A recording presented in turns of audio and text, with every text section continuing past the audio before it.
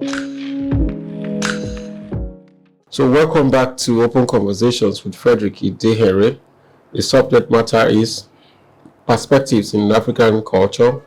We're zeroed in today on what constitutes traditional marriage.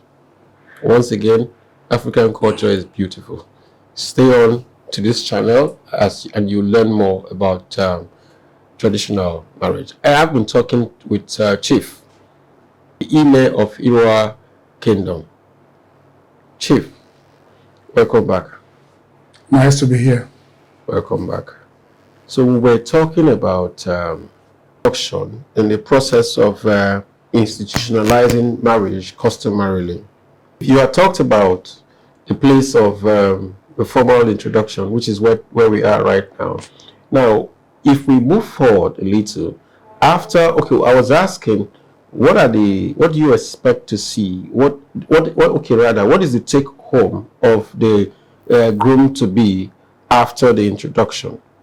Do they fix date for the marriage? Could it be taken that the girl has been married already, she can move into the guy's house because they've done formal introduction? What follows? It's not given that because they have done introduction and the girl can move into the boy's house, even though you and I know that such things, cohabitation, is happening all over the place. Does that amount to cohabitation? That's cohabitation. Okay. It's not marriage, it's cohabitation. It does not matter how long people live together, so long as bride price was not paid or collected on the woman's head. Okay. It's not a marriage. So if they have had 1, 2, 3 children. It does not matter. It's a girlfriend. It's a girlfriend. That's what she is. It's a girlfriend. At the time we were talking about introductions, inheritance the other time. There seems to be a lot more we need to talk about inheritance. In that case, if the relationship between a man and a woman stops at that point, in terms of their formalization of the marriage, stops at that point, and then they cohabit for how long? And then there's an unfortunate situation of the demise of the man. Yes. Those children, those children, because you have said that they've not been formally married. Now, those children, are they entitled to the man's estate? Of course. In Ishan, there is something called illegitimate children. One. I'll add this to that. If the man had a relationship before, or has had a woman on whose head he had formalized the process of marriage. Maybe, or put it that way, let's say he's a widower at that point, and then he had children. He had children, and then he's having this new set of children. How is the inheritance like?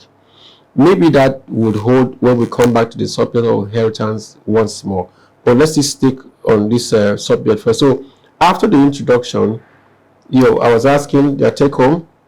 Their take home, maybe first and foremost, in that gathering, if the way does very well, the would-be in-laws, that is the groom's people, they may decide to choose somebody who they know is a kinsman of the bride's people to be a go-between. We call it Oswama in Asia.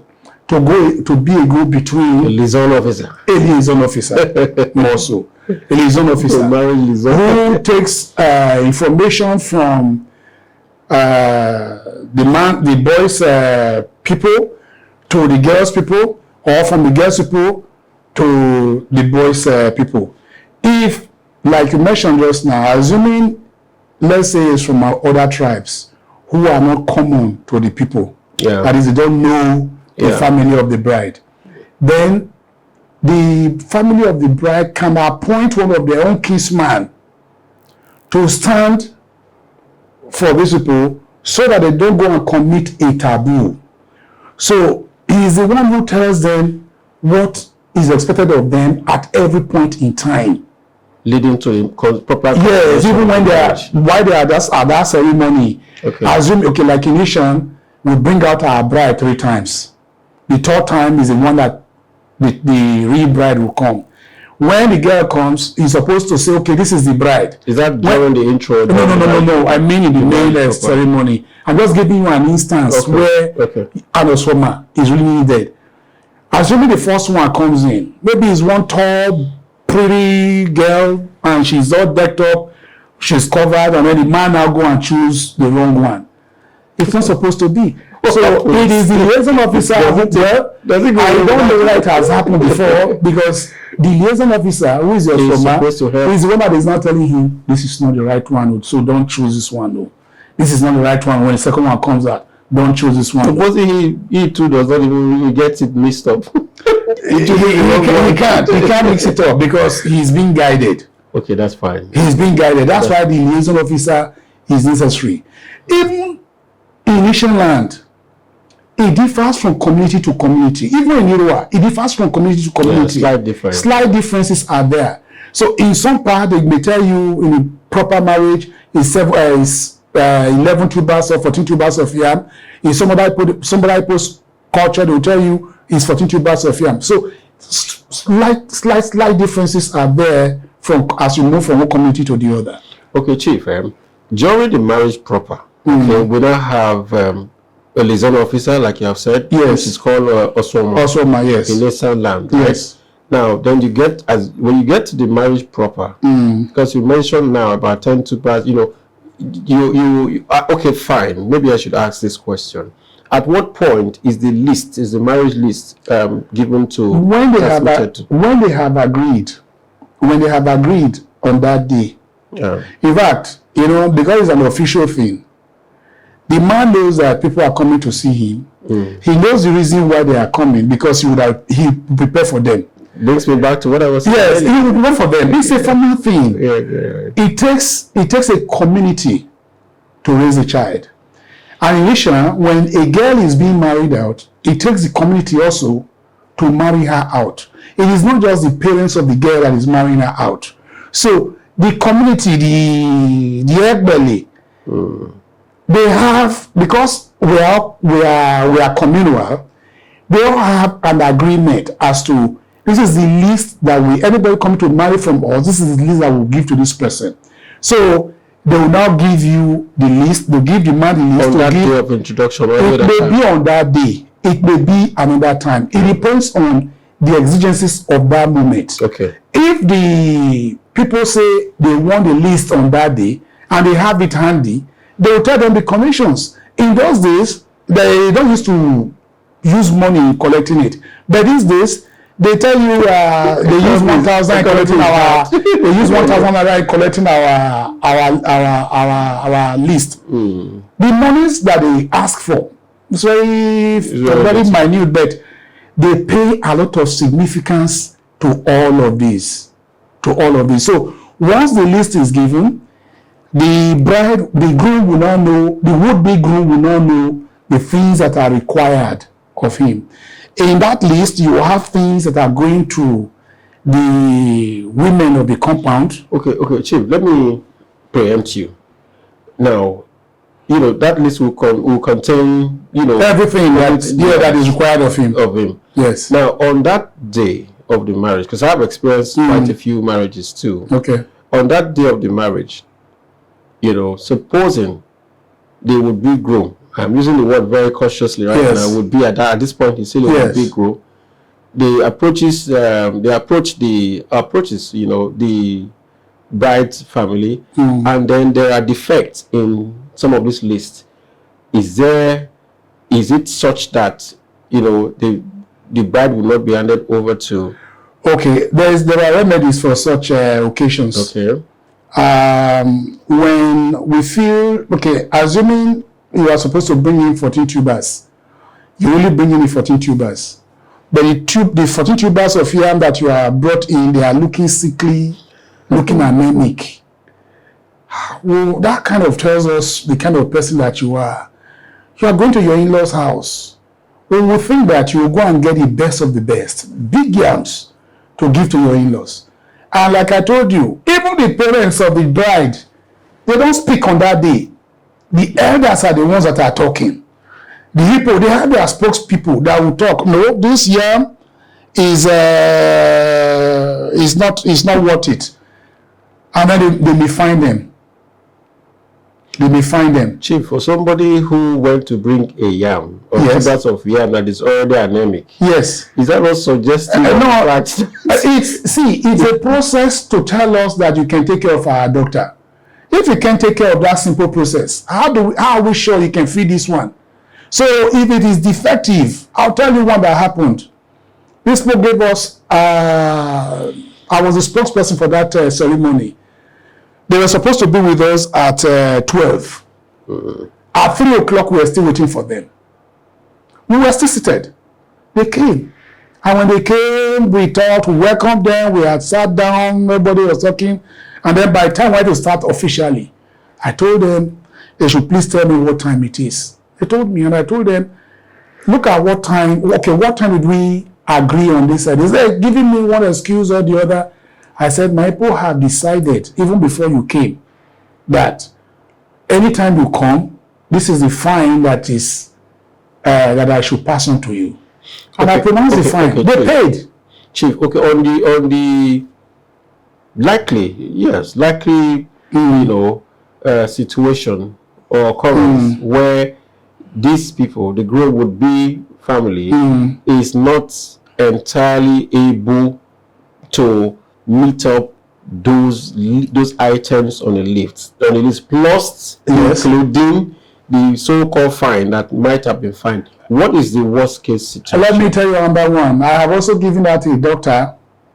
I've given that to a doctor, and people just were not ready. Okay. We asked for this, they didn't have it. We asked for this, they didn't have it. We asked for this, they didn't have it. My people said, you are not ready for this thing. The beer that you brought is to entertain us. When you are ready, you come back around that time. That was an extreme case. What happened in that case? They left? They said they were not, the guy wasn't ready. They should have the things ready. When you are ready, let us know. But the daughter is crying at this moment, remember? Which crying? She's crying and crying. You know, daddy. She cannot cry anything. You know, the problem is because she already knew. Before that time, she already knew that yes, you know what? They were trying to go like the Joneses. Her other cousin had just been married, and then they said they also wanted to do their wedding. And they were given a list. We were not even that formal with them. Then they now came. They were obviously not ready. And we told them, you are not ready. When you are ready, invite us again. And we really did it again. And they did the right thing. But the beauty of it is that just as it takes a community to marry out a girl, it also takes a community to marry a girl that is coming to marry the girl. Yeah. When you come, it is just you, your brother, your sister. There's not like uncle. There's not like auntie. There's not like our wife. There's not like my father's. We are like, are you outcast in your place? How come nobody is coming that is different from your name? Other people should come with you. And when they come, oftentimes when we have issues like that, they say our cooperation and make rice full pot. You see people will now be putting their hands in their pocket to support the man they followed into that ceremony. Even though they couldn't support him before he got to that ceremony. Because if they followed the man to an event, he already would have had an idea. Okay, let me tell you. There was one I went to in Afuze. My cousin who invited me to follow him to Afuze for this wedding, for his traditional marriage ceremony. I had asked him, I said, did they give you a list? He said, yes. I said, have you bought those things? He said, yes. Are you sure? He said, yes. 3 times I asked him. Not in one sitting, at different times. We left Lagos from there to Benin, to Ishan. They were to go from there. Have you bought them? He said, yes. They went ahead of me. And then I came in with another person. When we got there, ceremony had already started. I saw the way they were patching it. They were really having a difficult time. And I asked them, I said, please, let the man sit down. I'm here to take a wife on behalf of my boy. And then we started talking. Then they began to ask for things. The things they were asking for, I don't really know what is okokiza. Is that those fowl whose feathers are twisted. He said that one was one of their requirements. I asked my boy, where is okokiza? He said he didn't buy. But I asked you, did you buy? He said no. Okay, they said they wanted antelope. Did you buy the antelope? No. They said they wanted goat. Did you buy goat? No. People said, people are not ready. People can come back on that time. So I said, no, please, give us the benefit of that. We'll buy them now and then we'll come back right here. Is any market near here? They said, yeah, it was even their market day. So I told my boy, you go ahead. I sent somebody to the market to go and buy these things. And I told the man, I said, let's go ahead. When those things come, we'll take them in. That was how we started. That was how we continued and we finished it. They brought those things and those people took those things. They took those things. These are things that, the truth of the matter is, it is very, let me quickly say this without taking much of your time. You and I believe in the living and the dead, especially the shaman. We believe enemy be they are gathered in such a ceremony.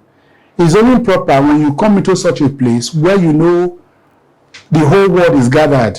Let me use the whole world. The whole world is gathered. You do the right things so that you can obtain their blessings.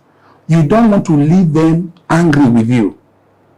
It's better for you to cut blessings than to cut curses. Oftentimes, excuse me, I have had experiences. I usually say that I'm a community development person. I've been involved in a few of these things, right? Sometimes it is not because the would-be groom does not want to approach his in-law to be in honor, right? Sometimes it has to do with economic downtimes or inabilities, right? Sometimes it has to do with religious belief. My elder sister, many years ago, is whatever would be husband, of course, now, they had approached my family for marriage. They come from, the extreme Christian, the extreme part of whatever. And there's some of the things that kola nut and stuff that were listed, they didn't bring those kola nuts. It almost caused a chaos. But I'll come back to that in a bit. Gentlemen, thank you. I hope you are enjoying this culture talk. We'll be right back.